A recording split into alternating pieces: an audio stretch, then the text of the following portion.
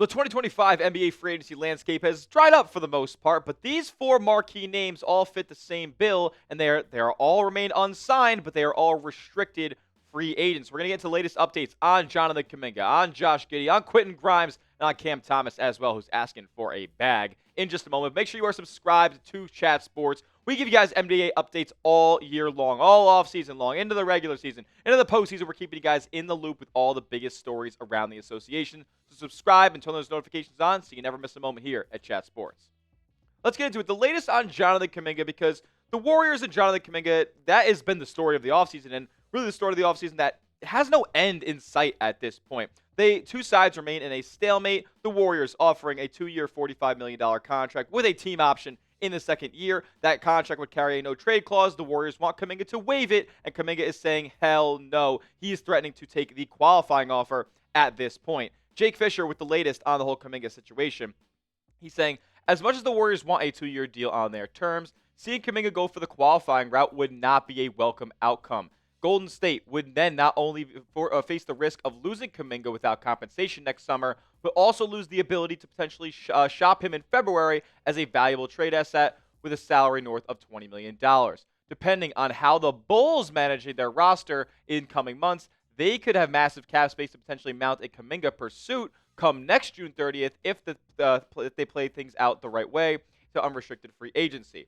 The Warriors' refusal to entertain the prospect of surrendering Hield or Moody in those circumstances are among the prime reasons that it is difficult to envision Golden State and Chicago ever finding common ground on a sign-and-trade construction that features Kuminga and Giddey switching teams. But Golden State's interest in Giddey is genuine. The Warriors were prepared to select Giddey with the 7th overall pick back in 2021, only for OKC to choose Giddey and steer Golden State into selecting Kuminga at number 7. It's believed that both the Thunder and Warriors had Giddey and Kuminga projected in those slots and in some order entering the draft.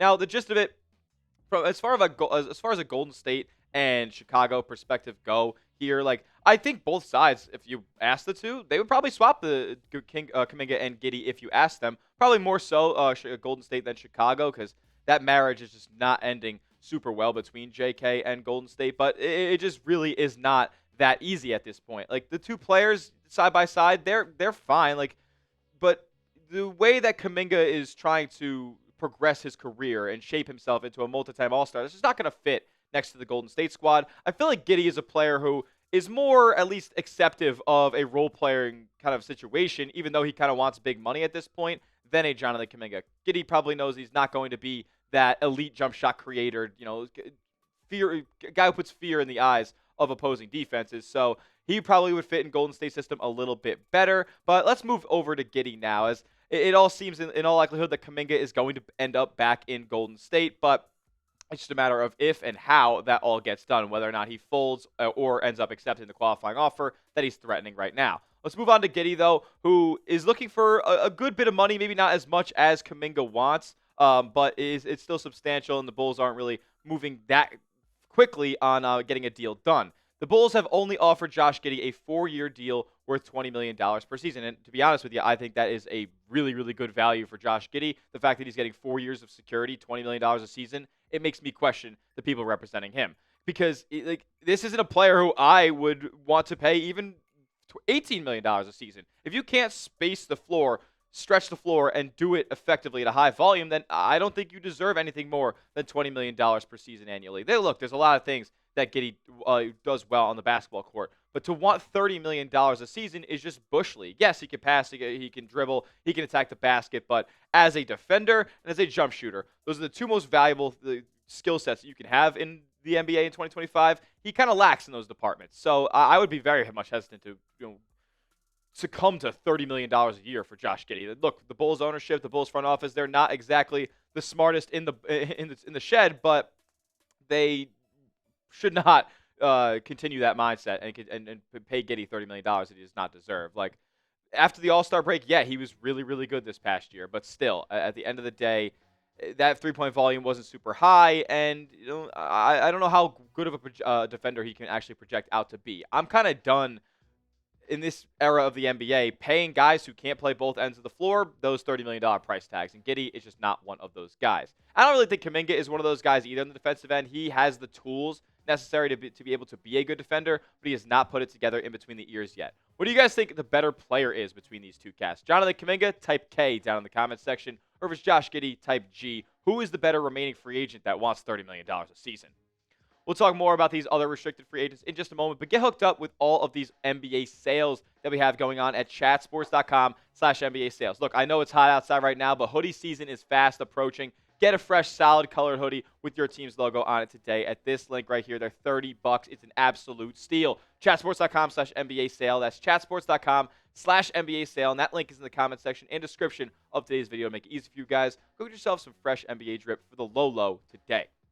Let's get to the latest on Quentin Grimes, who, honestly, if you put all these players in a vacuum, I might argue that Quentin Grimes is the best player, or at least the most valuable player when it comes to contributions to winning. The standoff continues as well between Quentin Grimes and the 76ers, as it is between all these guys. Like, there isn't a huge market outside of the teams that all four of these players have previously been on this offseason because nobody else has any money to give them offer sheets. So it's just a bidding war between their former teams and these players. So in Grimes' situation, he remains unsigned as the Sixers won't meet his demands of $20 million per season. I think he deserves $20 million probably more than Giddey or Kuminga does. There is, quote, some buzz, though, that Grimes could take the $8.7 million qualifying offer for him.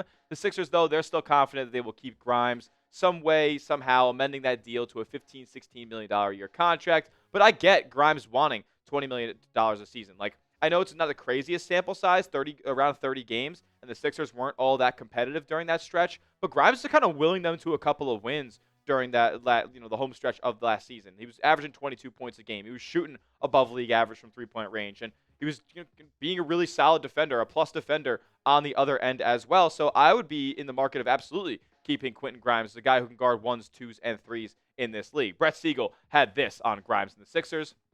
He said, although he was very successful in Philadelphia last season, most of Grimes' big-time performances came without the vast majority of the 76ers' actual roster healthy and around him. He still needs to prove that he can play without the ball in his hands and be an offensive threat off of the ball next to Maxey, George, and Embiid. Like I said, he was not playing in the most competitive of times with Philadelphia, the most regular of times at all. Like, those guys were not healthy. They were not out there. So somebody had to go out there and score the basketball. But Grimes did it efficiently at a high volume. So I would be wanting to keep him in town for the long haul. Plus, you talk about guys like Maxey and McCain. Like, in your backcourt, you don't have a ton of other great defenders out there. It would probably be in your best interest to keep a guy like Grimes. Let me know in the comment section, though, will Grimes accept the qualifying offer? A couple of these guys are threatening to do it and enter unrestricted free agency in 2026. Will Grimes be one of those guys that actually has the balls to do it? S for sign, P for pass. Comment down below what you guys think Quentin Grimes is going to do.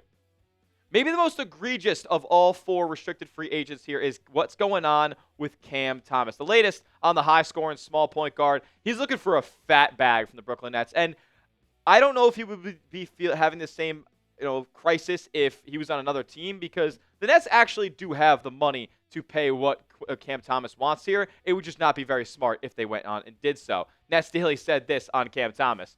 One league source told NetsDaily where Thomas sees his market, using comparable players around the league. Jalen Green making $33 million a season until 27-28, where he has a $36 million player option. He's probably going to accept that, by the way. Immanuel Quickley making $32.5 million for the next 4 years. Tyler Herro making $32 million over the next 2 years. Look, is Cam Thomas out of his mind? Are you kidding me? By the way, those guys don't deserve that money either. Those guys also stink and do not contribute to winning. So why are you using other teams' bad decision-making as a benchmark for your team to make a bad decision about you? At the end of the day, it makes sense that he's doing it. Like, he's puts up crazy numbers last year on 8 threes a night, averages 24 a game, 35%. Like, he's chucking them over these past couple of seasons for Brooklyn. He's been their engine offensively. I mean, or lack thereof. They didn't win a whole heck of a lot of games in this stretch. But, like, look, he is a good player, but he can't provide anything on the defensive end. Doesn't really do much as a true facilitator on the basketball court. And he's like 6 foot flat. Like, you just don't pay those guys $40 million. $40 million is just legitimately bonkers. Like, I couldn't fathom paying a guy like Cam Thomas $40 million. The era of paying small scoring guards that really don't offer all that much elsewhere, that era is over. We're done with that. So Cam Thomas, it's unfortunate that you missed the bill on the Jalen Green, the Tyler Herros, who I actually think should not be qualified though, those guys, he's shown more facets to his game. But the Jalen Greens and the Immanuel Quickleys, that ship has sailed. It's over. We're not paying guys like that $30+ million anymore, and we're definitely not paying you $40 million just because you're asking for it and the team's got it in the bank. What do you guys think? Discuss it for me down in the comment section. Am I crazy? Am I not knowing ball on Cam Thomas? I know I do know ball because he sent my St. Bonaventure Bonnies home in the 2021 NCAA tournament. Is he worth $30 million a season? Yes or no? Let me know down in the comment section. Make sure you are subscribed to the channel. As these guys' situations get resolved, we'll keep you in the loop on all the latest. So subscribe, turn those noties on, and as always, we'll see you guys in the next one. Peace out.